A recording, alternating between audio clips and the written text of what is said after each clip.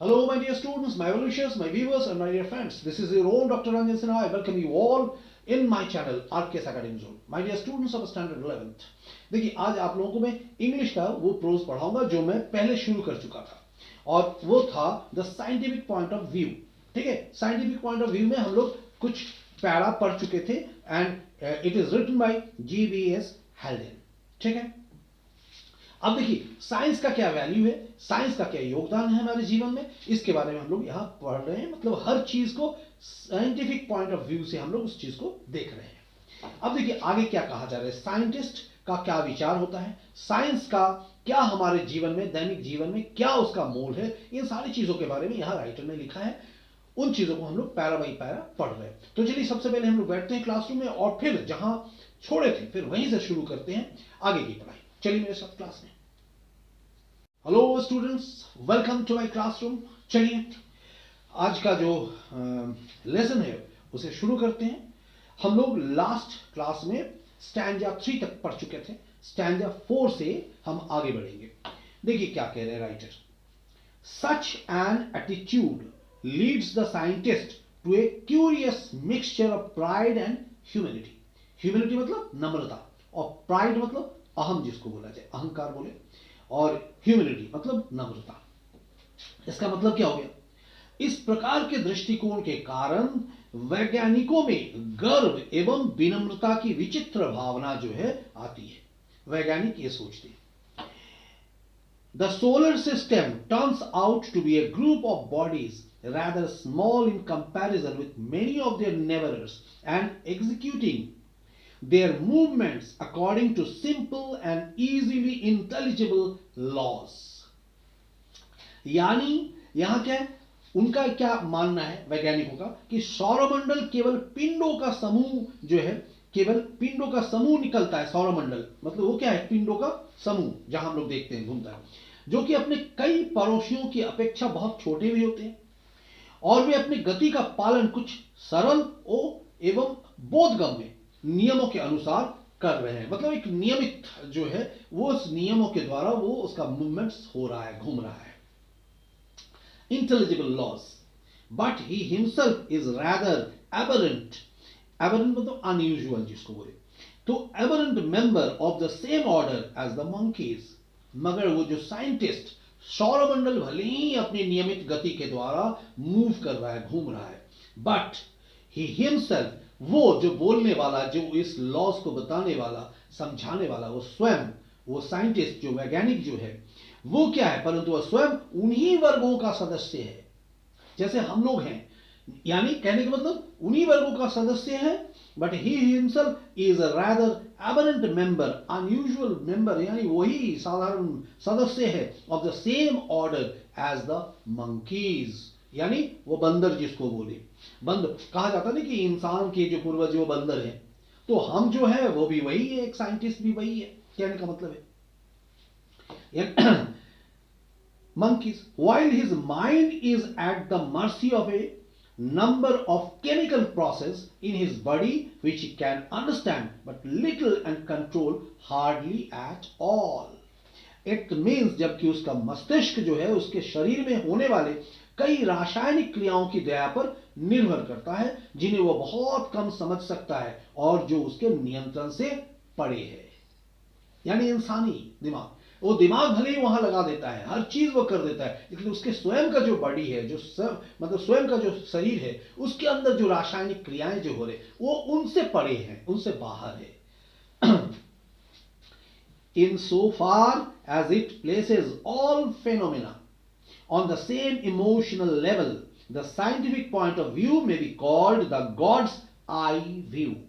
यानी जहां तक ये जो वैज्ञानिक दृष्टिकोण जिसको बोले, सभी प्राकृतिक घटनाओं को समान भावात्मक स्तर पर वो क्या है, रखता है, उसको एक रूप में वो देखता है, उसको रखता है. वैज्ञानिक दृष्टिकोण को हम ईश्वर का दृष्टिकोण कह सकते हैं एक वैज्ञानिक के रूप से अगर देख रहे हैं. यानी वो लॉज के द्वारा हर एक चीज को प्रूव कर रहा है, बता रहा है हमें. But it differs profoundly from that which religions have attributed to the Almighty in being ethically neutral. Ethically मतलब नैतिक रूप से और neutral मतलब निष्पक्ष. यानी कहने का मतलब क्या है, वो वैज्ञानिक जो है वो भी कहा जाए कि वैज्ञानिक दृष्टिकोण जो है कुछ हद तक अगर बोले तो वो गॉड्स विल हो सकता है, एक भगवान का, ईश्वर का भी दृष्टिकोण हो सकता है, बन सकता है। लेकिन ये कहा जा सकता है कि but it differs profoundly from that which religions have attributed to the almighty in being ethically neutral. यानी और ये जो सामान्य रूप से जो ये पालन हो रहा है, घूम रहा है, जैसे हम देख रहे हैं, जो साइंटिफिक व्यू से हम लोग देख रहे हैं, तो यहां पर क्या है, ईश्वर के दृष्टिकोण भले उसे मान सकते हैं, परंतु धर्मों ने ईश्वर को जो नैतिक रूप से निष्पक्ष माना है, धर्म रिलीजन के आधार पर जो ईश्वर की व्याख्या हुई है, निष्पक्ष माना है, उस दृष्टिकोण से यह बहुत भिन्न है। जिस दृष्टिकोण से धर्म ईश्वर को देखता है या निष्पक्ष मानता है, उस दृष्टिकोण से यह साइंटिफिक व्यू जो है वो भगवान को जो मानता है वो अलग है। भगवान का दृष्टिकोण के साथ बराबर तो उसको हम ले सकते हैं, मगर धर्म, रिलीजन जो साइंटिफिक मतलब रिलीजन जो भगवान को मानता है, धर्म जिस दृष्टिकोण से ईश्वर को पूजता है या मानता है निष्पक्ष, उस दृष्टिकोण से यानी साइंटिफिक दृष्टिकोण से यह बिल्कुल भिन्न है।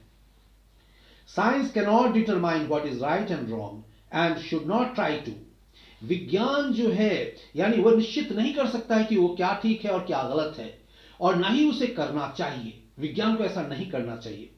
It can work out the consequences of various actions but it cannot pass judgment on them। यह हो सकता है कि यह विभिन्न कार्यों के परिणाम का हिसाब लगा सकता है, कह सकता है, परंतु यह उन पर अपना मत, अपना राय, अपना ओपिनियन नहीं दे सकता है।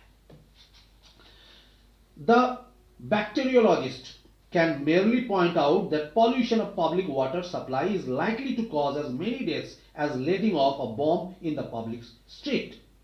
यानी जो कीटाणु विशेषज्ञ हैं, बैक्टीरियोलॉजिस्ट, यानी कहने का मतलब क्या है, जो कीटाणु विशेषज्ञ है केवल इतना बता सकता है कि सार्वजनिक जल जो जलापूर्ति में गंदगी से उतनी लोगों को मरने की संभावना है जितने की सार्वजनिक जगह पर बम गिरने से हो सकता है। इसको एक साइंटिफिक विचार हम बोल सकते हैं, ठीक है। But he is no better equipped, मतलब कहने का मतलब क्या है, likely to cause as many deaths as letting off a bomb in the public street, but he is no better equipped than anyone else in position of the knowledge he has gained for determining whether these two acts are equally wrong. लेकिन क्या है, ये जो है, परंतु उसने अन्य किसी व्यक्ति से अधिक यह ज्ञान प्राप्त नहीं किया कि ये दोनों कार्य समान रूप से विचारों की ओर ध्यान नहीं देते, यानी रूप से गलत। जैसे हम कह रहे हैं, ये इस बात को एक जैसे एक साइंटिफिक व्यू से हम देख रहे हैं, तो जिसको भी साइंस देख रहा है और रिलीजन देख रहा है, परंतु ये खास करके उसने अन्य किसी व्यक्ति से अधिक यह ज्ञान प्राप्त नहीं किया है। सार्वजनिक, जैसे अगर हम बोले कि जैसे जलापूर्ति से गंदगी से उतने ही लोग मरने की संभावना है, अगर गलत पॉल्यूशन वाटर के लिए, जितना कि सार्वजनिक जगह पर बम गिरने से हो, परंतु उसने अन्य किसी व्यक्ति से अधिक यह ज्ञान प्राप्त नहीं किया कि ये दोनों कार्य समान रूप से गलत है। इसको हम लोग रॉन्ग बोल सकते हैं। The enemies of science alternately abuse it's exponents, exponents मतलब व्याख्याता जो भी, फॉर बीइंग डेफ और moral considerations and for interfering in ethical problems which do not concern them. विज्ञान के शत्रु इसकी व्याख्याताओं को बारी बारी से इसलिए बुरा बताते हैं, जो विज्ञान के शत्रु है, साइंस का एनिमी है, वो बताते हैं कि वह नैतिक विचारों की ओर ध्यान नहीं देते। अब देखिए, धर्म अलग है, विज्ञान का व्यूज अलग है, तो जो उसको मानने वाले हैं तो ये कहते हैं कि विज्ञान के शत्रु, यानी उसे विज्ञान का शत्रु कहा गया, इसके व्याख्याताओं को बारी बारी से इसलिए बुरा बताते हैं कि नैतिक विचारों की ओर विज्ञान जो है ध्यान नहीं देते, और दूसरी ओर इसलिए कि वो उन नैतिक समस्याओं में हस्तक्षेप करते हैं, मतलब जिसमें वो कंसर्न करते हैं। Both of these criticism can not be right, जिनसे उसका कोई सरोकार नहीं, वैसे जगह पे भी वो चला जाता है विज्ञान, और ये दोनों आलोचनाएं जो है वो सही नहीं हो सकती है, ये दोनों अलग अलग चीजें हैं।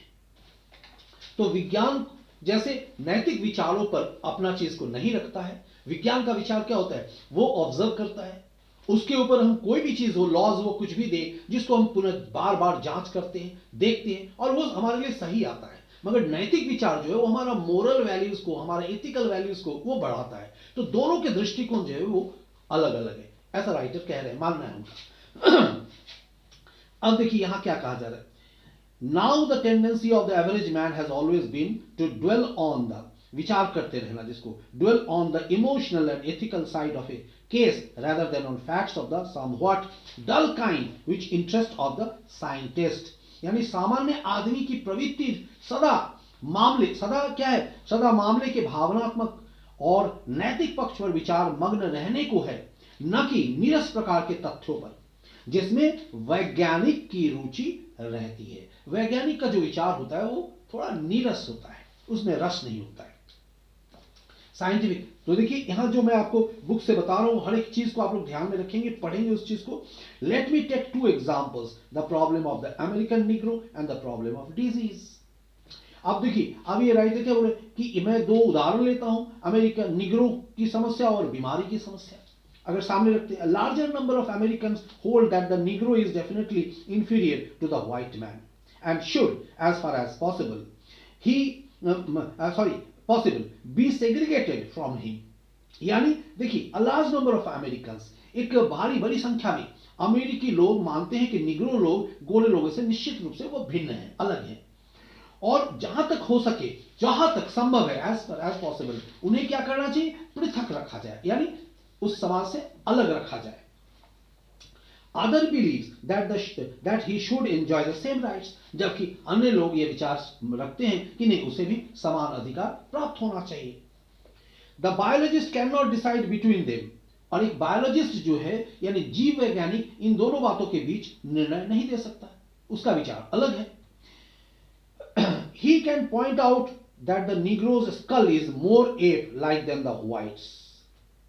बायोलॉजिस्ट क्या कह सकता है कि निग्रोज का स्कल जो है, यानी जो उसका खोपड़ी जो है, वो गोरे आदमी की खोपड़ी की अपेक्षा वनमानुष की खोपड़ी जैसी है, ये वो बोल सकता है बायोलॉजिस्ट, या साइंटिफिक व्यू से बोल सकता है। Whites, but his hairless skin less so and so fourth, यानी वो अपेक्षा वनमानुष की खोपड़ी जैसी है, परंतु उसकी बाल रहित त्वचा कम समान है, आदि इत्यादि। ये सब बातें क्या कह सकता है, साइंस बता सकता है। But he cannot note the result of the two divergent divergent मतलब विपरीत political views as to the Negro.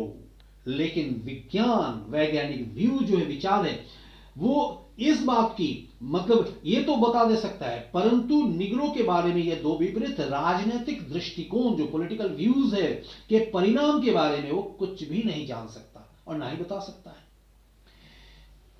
In the country districts of the southern states, the birth rate of the Negro population exceeds the death rate। यानी क्या है कि यहां अगर हम लोग देखें, पर दक्षिणी राज्यों के जो देहाती इलाके हैं, थोड़ा सबब इलाके हैं, में निग्रो की जन्म दर मृत्यु दर से अधिक है, वहां पर जन्म दर निग्रो का अधिक है मृत्यु दर से बनस्पत। In the southern towns and all through the north more negroes die than are born. और जो दक्षिणी राज्यों के जो देहाती इलाके हैं जहां निग्रो की जन्म दर मृत्यु दर से अधिक है, तो उन दक्षिणी नगरों के में वो समस्त जो उत्तर में जितने निग्रो पैदा होते हैं उससे अधिक वो मरते हैं, मर जाते हैं वहां पर। Their high death rates are due to the fact that in an environment suitable to a white man, they die of consumption and other diseases just as the white man dies on the west coast of Africa, the Negro's original home।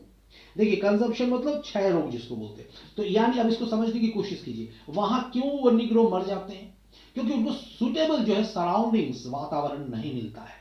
जैसे जहां वो पैदा होते हैं उसका जो पर्यावरण है वहां गोरे लोगों का अनुकूल है और उनका वो अनुकूल नहीं होता है, वो प्रतिकूल हो जाता है। तो उनकी मृत्यु दर का कारण क्या होता है कि जो पर्यावरण गोरे लोगों के अनुकूल है वह क्षय रोग, वो अन्य लोगों से मर जाते हैं। बिल्कुल उसी प्रकार जैसे गोरे लोग अफ्रीका के पश्चिमी तट पर मर जाते हैं, यानी वहां पर गोरे लोगों के लिए वो अनुकूल नहीं होता है वो एनवायरमेंट, वातावरण, जो कि निग्रो का मूल स्थान है। तो देखिए, ये जो है इस बात को साइंटिफिक पॉइंट ऑफ व्यू से हम लोग जज कर सकते हैं, मगर राजनीतिक जो मतलब विसंगति जो दिखाई देती है उसको फिर साइंस कुछ डिफाइन नहीं करता।